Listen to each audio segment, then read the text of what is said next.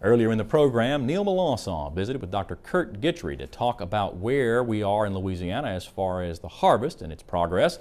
Now we go back to Neil for this week's Bottom Line. And Neil, I heard you talking with Dr. Guidry about the decoupling of the price that farmers receive for their products and the price consumers pay for those products at the store. Why is there such a gap between those two numbers? Well, Mike, we didn't have enough time to really get into it with Dr. Guidry, so hopefully I'll be able to illustrate what he's talking about. One of those things Dr. Guidry touched on was the delay between the drops in prices for grains and grocery store prices going down. As he mentioned, grocery stores and wholesale retailers buy in bulk months ahead of time at the current prices then, or even futures that are sometimes a year more ahead of where they will be. So even though the price may drop in the markets, it will still take a while to reach consumers. Furthermore, many buyers only make purchases at certain times of year, especially right now at harvest time when they know prices traditionally drop. There's also a key point here in that the price for grain represents a very small fraction of the price that you see at the grocery store.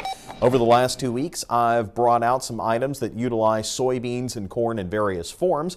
Well, all those grains have to be first sent to the mill, dried and processed. Then they have to be shipped to distribution centers and then to grocery stores for foodstuffs or other industries for non-food use.